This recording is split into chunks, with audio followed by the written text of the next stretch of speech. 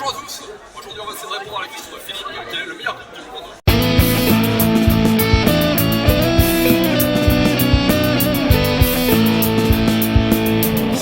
Donc pour toi c'est quoi le meilleur groupe du monde? Queen, forcément. Pour moi, le meilleur groupe, c'est Korn. Pour moi, le meilleur groupe du monde, c'est Acid. Déjà, un immense merci à tous car vous êtes de plus en plus nombreux à répondre à chaque fois.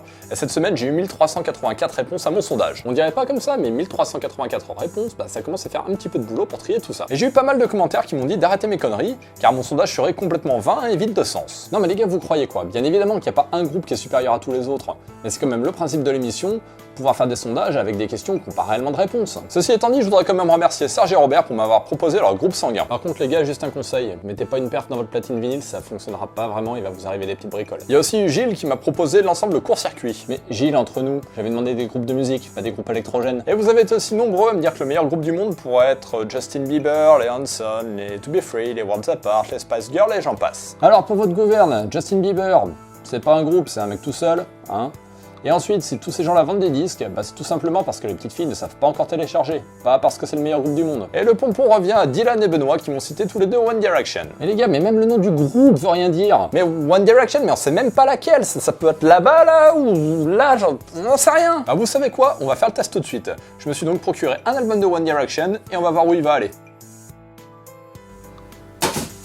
Ce mystère étant éclairci, on va pouvoir passer au top 7. Oui, je sais, ça change de d'habitude, mais aujourd'hui j'ai eu tellement de réponses différentes que j'ai voulu rendre hommage à tous les groupes qui avaient eu plus de 20 votes. En 7ème place, on retrouve les Anglais de Iron Maiden avec 25 de vos voix. En numéro 6, vous étiez 29 à voter pour les Australiens de AC/DC. Pour ceux qui ne savent pas d'où vient le nom du groupe, c'est tout simplement la sœur des guitaristes qui avait trouvé cette mention sur un de ses aspirateurs. En 5ème position, on retrouve des légendes du rock, les Rolling Stones avec 32 de vos votes. Et tout de suite, la meilleure imitation des Rolling Stones que vous ne verrez jamais. À la 4ème place, on retrouve leurs éternels rivaux, les Beatles, avec seulement 2 voix supplémentaires. D'ailleurs, ça m'étonne un petit peu qu'ils soient 4ème, car même si personnellement j'ai voté pour les Foo Fighters, les Beatles ça reste un des groupes mythiques du XXe siècle. D'ailleurs, j'étais tout seul à voter pour les Foo Fighters, personne d'autre n'a suivi.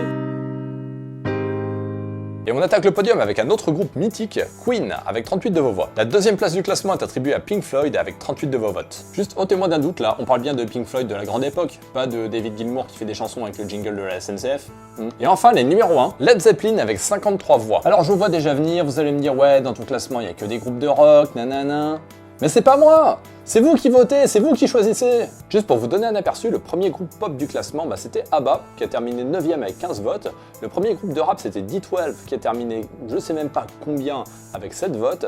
Et le premier groupe de reggae, c'était Bob Marley et The Wailers, avec 4 votes. Mais bon, c'est comme ça, c'est vous qui avez voté, et c'est ça qui fait la beauté des sondages existentiels. Comme d'habitude, si l'épisode vous a plu, un petit partage, un petit pouce bleu, ça mange pas de pain et ça fait toujours plaisir. Et je vous laisse défoncer les commentaires avec votre réponse au prochain sondage.